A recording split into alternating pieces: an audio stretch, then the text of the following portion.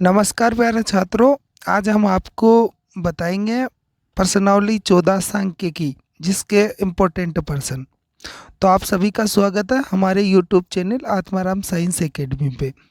ध्यान रखें इस 14वीं प्रश्नावली में वैसे 15 नंबर की पूरी प्रश्नावली है, तो इसमें से बहुत ही इम्पोर्टेंट प्रश्न जो जो परीक्षा में आते हैं और जो अब की बार परीक्षा में आ सकते हैं, तो वो प्रश्न मैं आपको बताऊंगा आज। ठीक है, तो चलते हैं सबसे पहले वाले प्रश्न की तरफ। दे रखा है किसी श्रेणी का बहुलक मूल्य क्या होता है। ठीक है, आपको ध्यान रखना है कि इस तरह का ऑप्शन आ सकता है, 4 ऑप्शन आपको दे ही रखे। तो इस पहले प्रश्न का हमारा उत्तर रहेगा बी वाला ऑप्शन, सर्वाधिक बारंबारता वाला मूल्य। तो ध्यान रखना, जो सर्वाधिक बारंबारता वाला मूल्य होता है वो क्या होता है, बहुलक मूल्य होता है। क्या होता है, बहुलक मूल्य। इसके बाद बताते हैं आपको अगला प्रश्न। अगला प्रश्न दे रखा है प्रथम 10 समप्राकृत संख्याओं का माध्य ज्ञात कीजिए।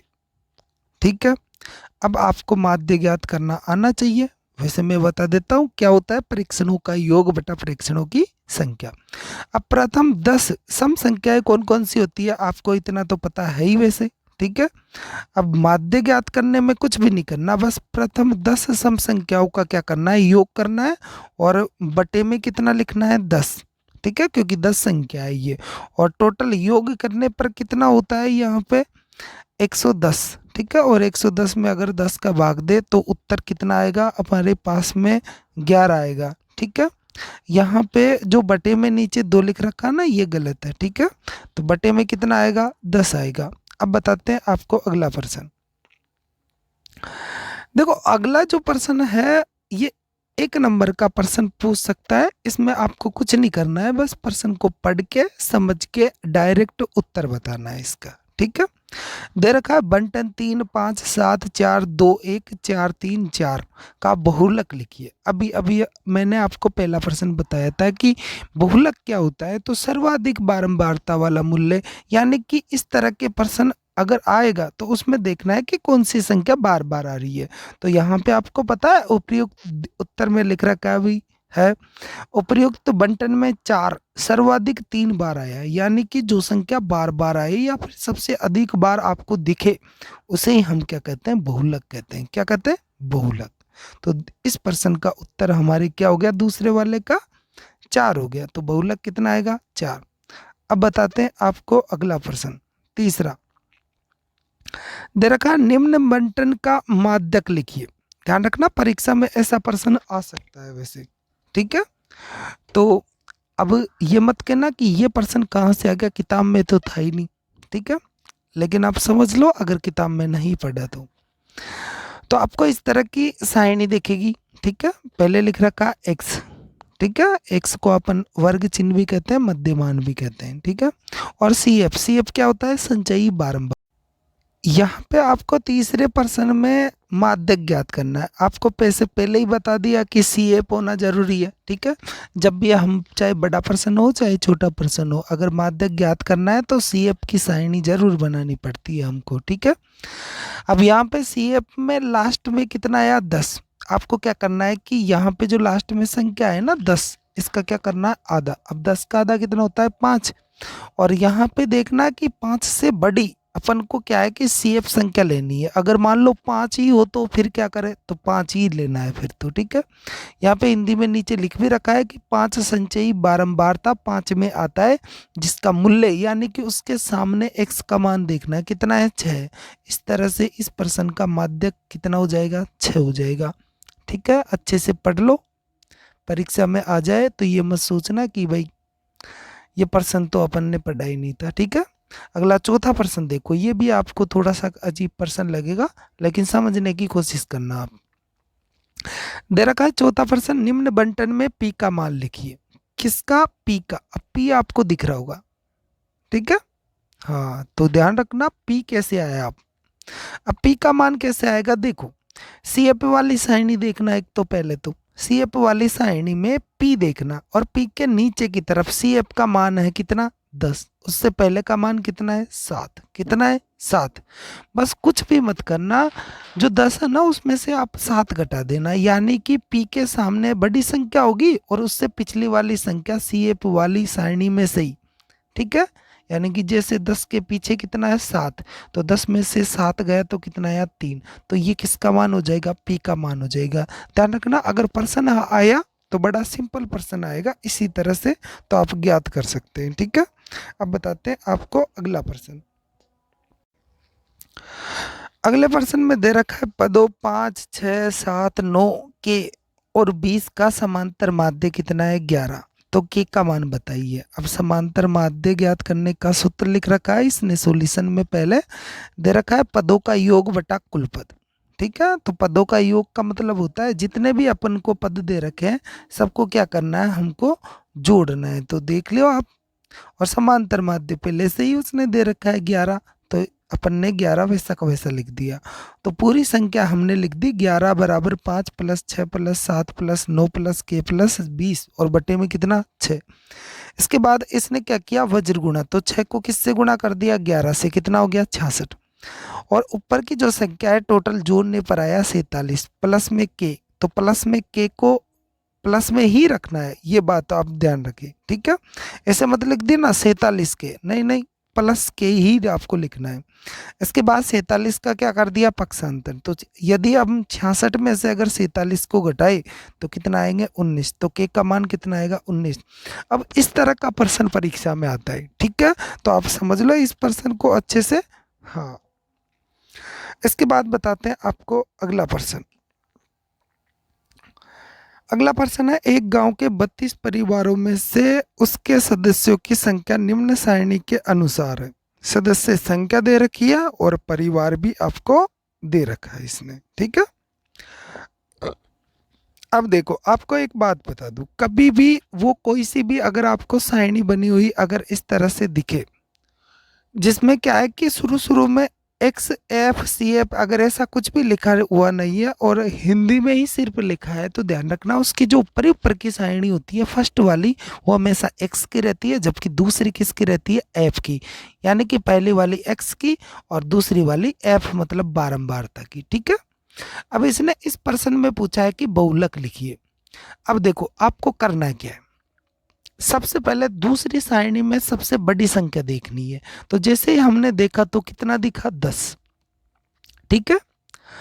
अब अपन को क्या करना है कि 10 के सामने आपको फर्स्ट वाली सारणी में एक संख्या मिलेगी जो 10 के सामने ही मिलेगी आपको, सबसे बड़ी संख्या के सामने कितना है 6। तो वो जो संख्या है सबसे बड़ी संख्या के सामने की संख्या फर्स्ट वाली सारणी में, वही अपना क्या हो जाएगा बहुलक हो जाएगा। तो इस प्रश्न का उत्तर कितना है 6, क्योंकि 6 की बारंबारता क्या है सबसे अधिक, और वो बारंबारता कितनी बार है 10 बार, तो 10 के सामने कौन है 6, तो अपना आंसर हो गया 6। अब अगला प्रश्न देखो, अब की बार इस तरह का प्रश्न डैश वर्क में भी ज्यादा है, तो आप एक बार अच्छे से देख ले प्रश्न को।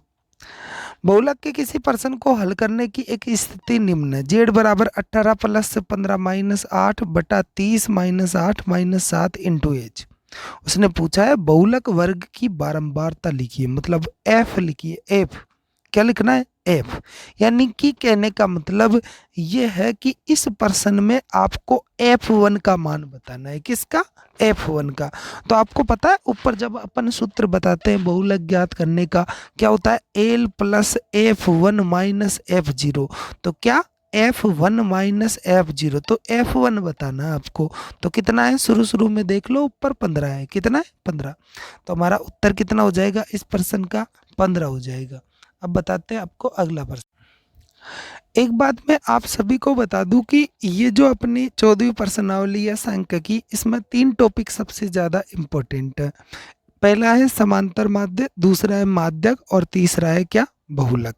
तो ध्यान रखना तीनों में से ये मान लो कि आप तो तीनों ही प्रश्न आएंगे ये, ठीक है। तो समांतर ज्ञात करना आपसे आना चाहिए, इसके बाद में आपसे माध्यक ज्ञात करना भी आना चाहिए और बहुलक ज्ञात करना भी आना चाहिए, ठीक है।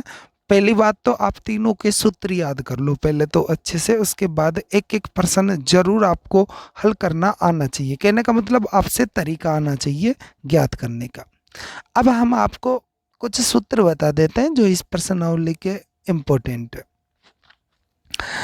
तो यहाँ पे सूत्र है सबसे पहला समांतर माध्य ज्ञात करने का। अगर इस तरह से प्रश्न आए तो ये समांतर माध्य ज्ञात करने का सूत्र होता है, ठीक है, सिग्मा xi और बटे में n। और यहाँ पे अगर परीक्षा में पूछे कि सिग्मा किसका प्रतीक होता है तो ये योग की प्रक्रिया को दर्शाने के लिए, ठीक है, किया जाता है, इस सिग्मा का प्रयोग किया जाता है और इसका प्रतीक इस तरह से लिखते हैं इसको, ठीक है। तो ये हमारा क्या है, पहला वाला सूत्र है। अब आपको बताते हैं दूसरा सूत्र दे रखा है समांतर माध्य ज्ञात करने का सूत्र। तो समांतर माध्य x बार बराबर क्या होता है, सिग्मा fi xi बटा सिग्मा fi। तो ये दूसरा सूत्र भी आप याद रखिए, अब सद में ये प्रश्न आ सकता है। अगला सूत्र है वर्ग चिन्ह ज्ञात करने का। तो वर्ग चिन्ह ज्ञात करने का सूत्र क्या होता है, ऊपरी वर्ग सीमा प्लस निचली वर्ग सीमा बटा 2।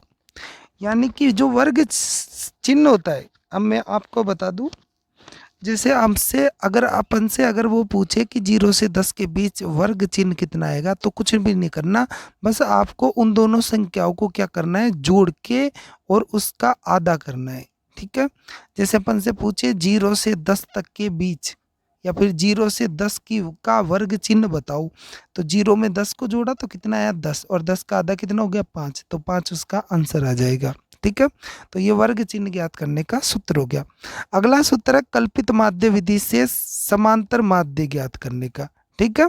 तो कल्पित माध्य विधि से समांतर माध्य ज्ञात करने का सूत्र क्या होता है, x बार बराबर a plus sigma fi di बटा सिग्मा fi, ठीक है। अब बताते हैं आपको अगला सूत्र। अब पग विचलन विधि से समांतर माध्य ज्ञात करने का सूत्र क्या होता है, a plus sigma fi ui और बटा सिग्मा fi और इनटू कितना h, ठीक है। तो आप ये सूत्र याद जरूर कर ले सूत्रों को, क्योंकि सूत्रों के बिना क्या है कि सवाल नहीं होगा। अब अगला सूत्र आपको बताते हैं बहुलक ज्ञात करने का। मैं कन्फर्म बता रहा हूं कि ये सूत्र जरूर आएगा और इसका प्रश्न भी आएगा, आपको 4 नंबर मिलेंगे इसके, ठीक है। तो बारंबारता अधिकतम हो उसे हम क्या कहते हैं, बहुलक। और बहुलक ज्ञात करने का सूत्र होता है एल प्लस, ठीक है, ब्रैकेट में लिख देना f1 माइनस f0 और बटे में 2f1 minus f0 minus f2 और इनटू में कितना h। ध्यान रखना, अगर सूत्र पूछा तो आपके वैसे ही आ जाएगा 1 नंबर, तो ठीक है। अब बताते हैं आपको अगला सूत्र। अगला सूत्र है माध्य ज्ञात करने का। मैं कंफर्म बता रहा हूँ कि यह भी जरूर आएगा, सूत्र भी पूछ सकता है और सवाल भी आएगा इसका, ठीक है। तो माध्य ज्ञात करने का सूत्र होता है माध्यक बराबर एल प्लस एन बटा 2 माइनस सी एफ बटा में एफ और ब्रैकेट बंद कर देना और इनटू में कितना एच, ठीक है। तो सूत्र जरूर याद कर लो आप। अब मैं बता दूं आपको, यहाँ पे ये जो प्रश्न दे रखा है इसमें आपको बारंबारता f ज्ञात करना है, यानी कि लुप्त बारंबारता f ज्ञात करना है। तो दे रखा है प्रश्न, निम्नलिखित बंटन एक मोहल्ले के बच्चों का दैनिक जेब खर्च दर्शाता है, माध्य जेब खर्च कितना है 18 रुपये। तो लुप्त बारंबारता f ज्ञात कीजिए, ठीक है। तो आप माध्य जिस तरह से ज्ञात करते हैं, एक बात मैं आपको बता दूं, जब भी माध्य ज्ञात करना हो इस तरह के प्रश्न में तो 2 सारणी बनानी पड़ती है। कौन कौन सी, पहली सारणी बनती है x वाली और दूसरी बनती है कौन सी, fx वाली, ठीक है। अगर आपको प्रश्न में माध्यक ज्ञात करना है, क्या ज्ञात करना है, माध्यक ज्ञात करना है, तो एक ही सारणी बनती है बस, उसमें कौन सी, CF वाली बनती है, संचयी बारंबारता वाली। ये बहुत इंपॉर्टेंट चीजें आपको ध्यान रखना, ठीक है। और यदि प्रश्न में अगर बहुलक ज्ञात करवाए, कुछ मत करना उसमें, बस जैसा प्रश्न है वैसा ही उसको रहने देना, बाकी सूत्र याद रखना और सूत्र में कुछ जो जो मान रखना है वो मान आप प्रश्न में से निकाल के हल कर सकते हैं, ठीक है। तो इस बात को आप ध्यान रखना, मैं आपको और प्रश्न भी बता दूंगा वैसे।